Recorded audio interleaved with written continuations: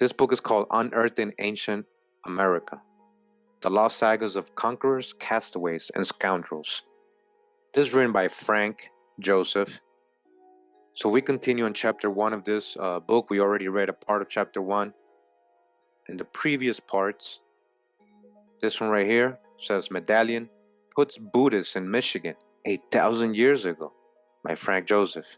In 1983, James Schertz, professor of environmental studies and civil engineering at the University of Wisconsin-Madison, was shown a photograph taken by Dr. Pat Carmody in Laonce, Michigan, of an unusual medallion about 1.75 inches in diameter. It had been found some 2 feet beneath the surface 55 years before by a man digging foundations for a building on the Lake Superior island of Isle Royale near Canadian Order. The observed side of the object represented a man or statue seated in the entrance of a pyramid flanked on either side by palm trees before an audience of observers. The perimeter of the object was surrounded by 79 dimples. A hole pierced the medallion at its top, perhaps for a small chain to be passed through, allowing the coin-like item to be worn around the neck. You hear that? People wearing chains and necklaces. And this is the image they found here. Okay, you guys can see the pyramid, right? And this guy's seated in the front. Now, I know they're going to be saying, as it says here, the scene depicted on this medallion places its manufacture in medieval India. What India?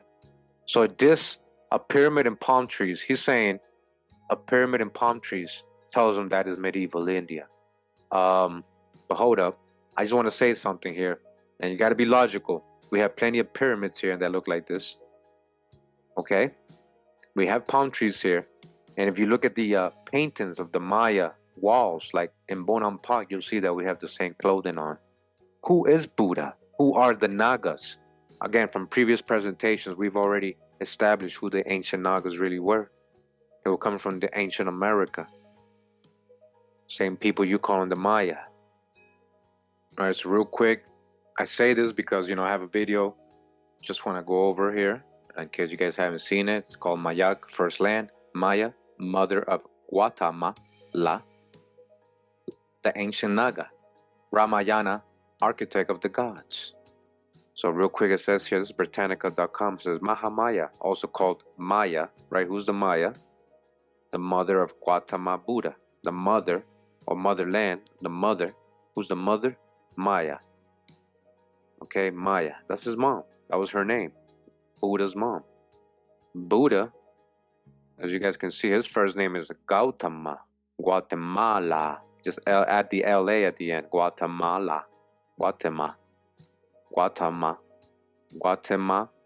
And his mom is Maya. Same place. Another part of the video we're saying here. Another part of the video, reading a book here. The capital city of the Quetzals was established thereabouts in Guatemala. Guatama, that's Buddha's first name. Guatama is a very old name of the Americas. Again, Guatemala is a very old name of the Americas, one of the 5 landing places after the flood, hence Guatemala. Another part of the video here, we're reading another book. It says here, Valmiki in his beautiful epic, the Ramayana, which is said to have served as model to Homer's Iliad, tells us that the Mayas were mighty navigators whose ships traveled from the western to the eastern ocean, from the southern to the northern seas, in ages so remote that the sun had not yet risen above the horizon. That being likewise great warriors, they conquered the southern parts of Hindustan peninsula and established themselves there. That being also learned architects. Remember who established pyramid building and all that? They built great cities and palaces. These Mayas became known in after times under the name of Danavas and are regarded by modern historians as aborigines of the country, or Nagas. Who's the ancient Nagas? The Mayas, or known as the Danavas, the Danites, Danavas. Now that footnote I was talking about, that the Mayas were known as the Danavans, they're telling you because in the Ramayana in volume 2, if you guys don't know what the Ramayana is, make sure to look it up. We go over it in this video. Volume 2. This is from Valmiki, very historical, important source for India. It says, in olden times, there was a prince of the Danavans, a learned magician endowed with great power. His name was Maya. It was he who, by magic art, constructed this golden grotto. He was the Vikkamarkama, architect of the gods, of the principal Danavas, and this superb palace of solid gold is the work of his hands. Okay? He was Maya. Alright, so make sure to get all this video. Alright, it's not too long, 17 minutes if you haven't checked it out. Pretty good. Let's go back to the book. So again, we got to dodge the hijack when they're saying right here, right? They found a coin with a Buddha on it, and their only proof that it's from India is just because they see the guy dressed like that, honestly, and sitting down like that. Like we didn't dress like that, and like we didn't sit down like that. We did. All right, again, pyramids. Yeah, we find hundreds and hundreds of pyramids like this over here, and we got plenty of palm trees. So dodge the hijack again. They found this in Michigan. All right, let's continue. This is the back part of the coin. All right, so let me go back. This is the front part of the coin.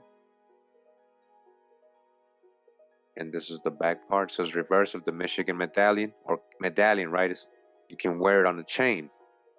The reverse featured the image of a radiant lion. It has a lion, a radiant lion, Judah, holding a scimitar in its right extended paw. At the center of a heart with a wishbone surrounded by 69 dimples.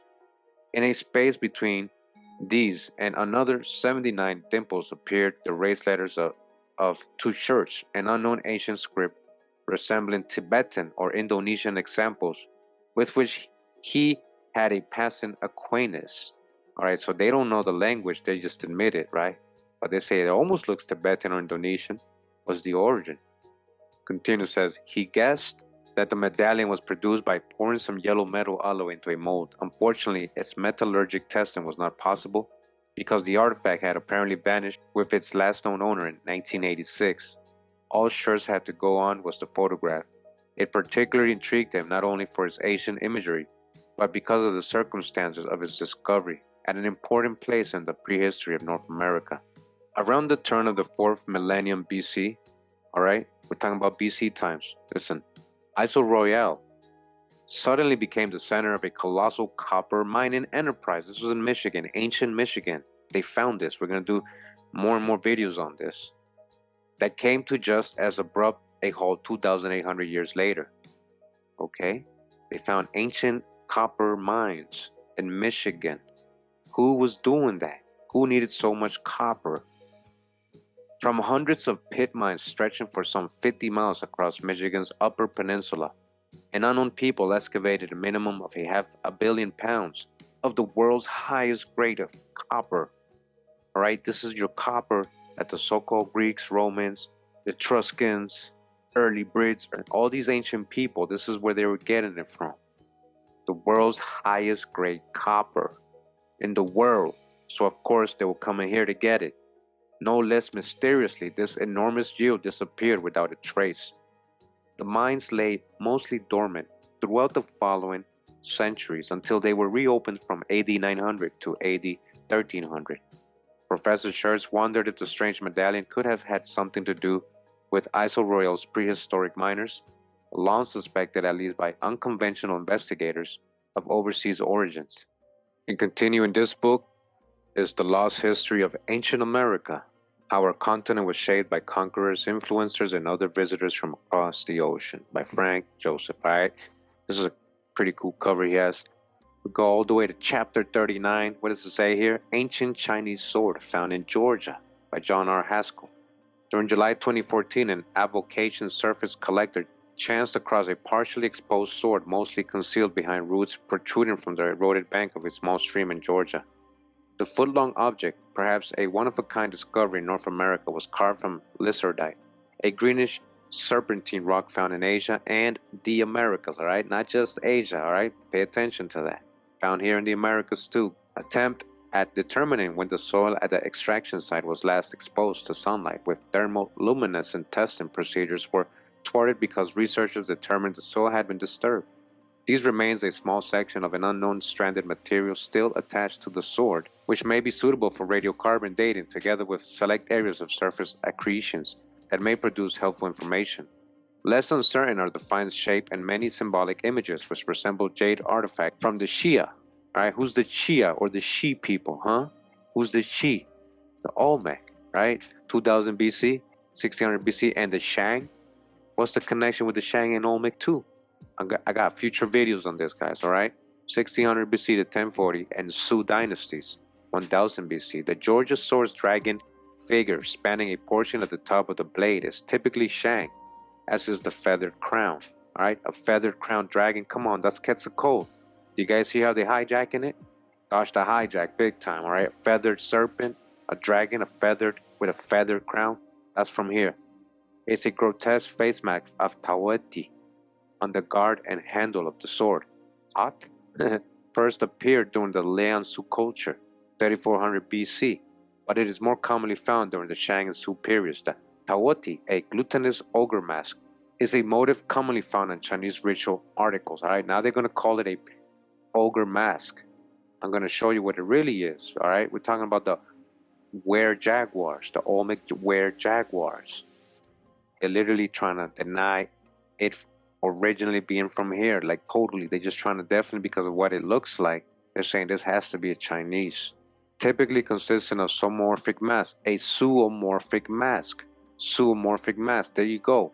That's the Olmec were jaguar. Alright, so before we continue, I just wanted to show you guys examples of what I'm talking about when they're talking about zoomorphic, alright, or a grotesque ogre mask. They're literally trying to take the credit away from the Olmec or anybody here in America of the possible makers of that Chinese sword that they found there in Georgia. Alright, so take a good look at these masks, figurines, these jade masks. This is all from here. This ain't from China. All these are from here. Alright, this is all Olmec. Olmec were jaguar, serpentine mask.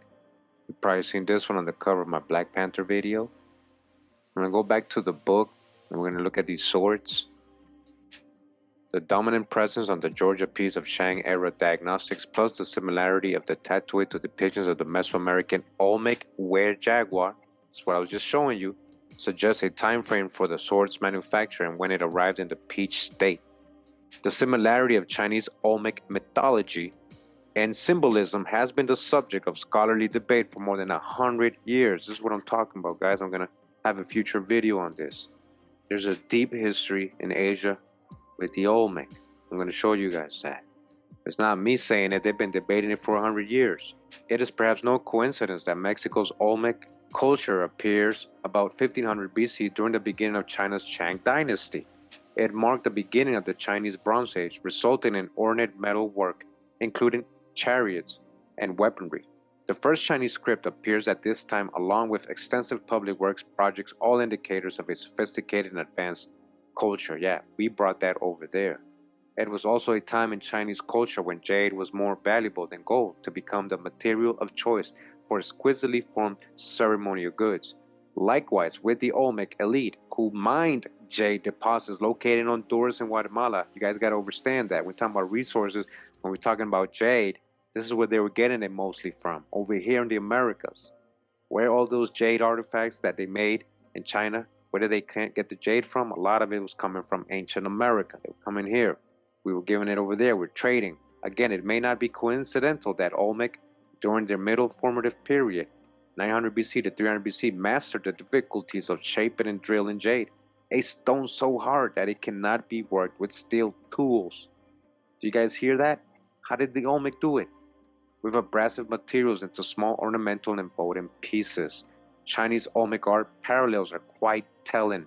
The likely introduction of Chinese concepts concerning rulership, social stratification, together with religion and religious symbolism, could have altered the cultural destiny and mythological beliefs of the Olmec and later Mesoamerican groups, perhaps even Plains Indians residing north of the Rio Grande River.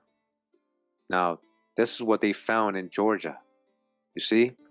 The guy right here, that's a were jaguar. This is Olmec. This is from the Olmec. This is Mesoamerican most likely. All right. Of course, we already know Mesoamericans were in Georgia. That's a fact. They found Maya stuff there already. So there was trade going on, even if this was coming from Olmec. These are kind of a lot of them are the same people that were living there, trading, going back and forth. But this is not Chinese. It just looks so-called Chinese. This is what I'm talking about. You can easily mistake many of the Olmec artifacts for being Chinese or from Asia if you didn't know that they were Olmec. But because a lot of this stuff was found in Olmec sites, of course they're going to say, well, they can't say it's Chinese, right? But this was found in Georgia. So they're like, oh, yeah, that's Chinese. But it's not. That's a weird jaguar. Let's go back real quick. That's a weird jaguar. This is all Olmec. Olmec stone, weird jaguar. Talk about Black Panther. That's what we're talking about. Weird jaguar, the Black Panther. And you see his fangs and his teeth. Going back to the book, same thing. But how did the sword get to Georgia, right? So they want to say it's Chinese or Dutch to hijack. Examples illustrating the geographic extent of this cultural diffusion were flat and cylindrical printing seals, a technology that first appeared in Mesoamerican artifact record with the Olmec. In China, printing seals first materialized at the same time during the Shang Dynasty by 800 BC. The seals were being used throughout northern South America, some 1,700 miles south from the Olmec heartland, and an equal distance north to the Adena culture. All right, that's in the Ohio Valley. I told you the Ohio is an important place too. And when we're talking about ancient people and ancient trade, the Ohio, the heart of it all. Not only did this printing technology arrive there, but so did Mesoamerican art. In an unpublished research project on the Andina tablet, this author found stylistic duplicates of the unique center vertical element representing the world tree at the Lake Chalco region, south of what is now Mexico City, and at Veracruz on the Gulf Coast. Arrival of seals at the beginning of the transformational mound building Adena culture, along with other evidence too numerous to include here, indicates that an influential Mesoamerican group entered the region and impacted the cultural destiny of local population. Returning to Georgia in 1685, Charles de Rochefort, in his chronicles regarding the Appalachites, who occupied the lands of southeastern America during the 17th century, writes, all right, this is very interesting because we just read Charles Rochefort's account of the Appalachites with the Moors and the Huguenots, with the so-called English refugees that were Sephardic Moorish in ancestry, right? That was the same guy. So we're going to read his account on something else. It says these Appalachites boast that they had propagated certain colonies a great way into Mexico, and they show to this day a great road by land, by which they affirm that their forces marched into those parts. The inhabitants of the country, upon their arrival, gave them the name Tlatuici, which signifies mountaineers or highlanders. This people, Appalachites, have a communication with the Sea of the Great Gulf of Mexico or New Spain by means of river. The Spaniards have called this river Rio del Espíritu Santo, the Mississippi River. So they continue talking about the ancient navigation skills and trade routes that the ancient Americans had in this chapter. So we already got videos on that. Make sure to catch those as well. I just wanted to show you that they found this in Georgia, all right? They're trying to say it's Chinese, but this looks just like the weird jaguars of the Olmec culture. All right, that's the hijack. We got a book here. Shout out, first of all, to Love Legacy. He's the one that found this and sent it to me. So shout out to him. He's always finding great things and sharing them with me. This was a big one, major drop. This was sponsored and made by the National Geographic. Atlas of Indian Nations by Anton Truer. National Geographic, Washington, D.C. Do you guys see that? National Geographic. All right. This book is going to tell you something we've been telling you last couple of years. America's a true old world. It's older than Egypt. It's older than Asian civilizations. It's older than the British Isles. It's going to tell us right now. Okay, we're going to go right into the introduction. Right in the introduction, we go to this paragraph right here to the right. It says, coming to America. We're going to zoom in. It says, Indians are indigenous to the Americas, okay? Period. Although many people examine the prevailing theories of Paleo-Indian migrations from Asia to North America and end up thinking we're all immigrants here. All right? They think those are all theories, those are all opinions from people who don't actually do research and believe everything they heard in elementary school. Yeah, our teachers lied to us, guys. Listen to what it's going to say here. It says the fact of the matter is that Indians arrived in the Americas and developed a diverse array of cultures and languages, inhabiting the entire hemisphere. All right? So there was already peoples here, is what they're telling you. All right? And they developed high culture, high civilization before, and this is in the entire hemisphere, right? Before there were any humans living in what is now England. The British Isles were entirely encased in ice until 12,000 years ago. All right? So all these ancient pigs and all these Chatan clan, all these people, they weren't there 12,000 years ago. But there was people here in the Americas. And not only there, guys, this is what it's going to say. And many thousands of years before the emergence of ancient Chinese, Egyptian, or Phoenician civilizations, before any civilizations on that side of the earth, so-called Egyptian, right? They're letting you know here, National Geographic, guys, it's not me telling you. America was populated way before and had high culture, high civilization, way before the ancient Chinese, the ancient Egyptians, or Phoenician civilizations, along with the British Isles people. Nobody knows the details of exactly when or how the first Americans arrived. It is geologic certainty that there were extended periods of time from 45,000 to 11,000 years ago when vast quantities of the Earth's water sucked into massive glaciers, and Asia and North America were connected by land, not just ice. All right? Here we're saying there was a large part of America that was connected to Asia. America is Asia. It was connected. This is the farthest east, or what they were calling India Superior. This is where Marco Polo came, where they never found. The Grand Khan was here, yeah, the land of, or kingdom of Prester John. Beyond the Anian Strait, shout out to Drop Nation and Khan Drop, says the footprints of prehistoric camels and horses that have traveled from the Americas to Asia have been found on that land bridge. All right, camels and horses, what?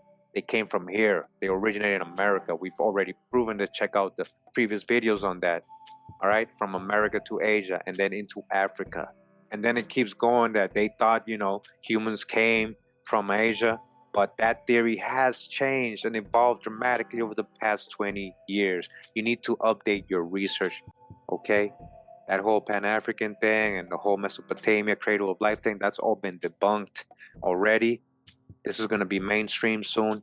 And these articles we're reading today, what they were finding before and reporting, is just more proof of what is really here in the Americas and what they've been hiding.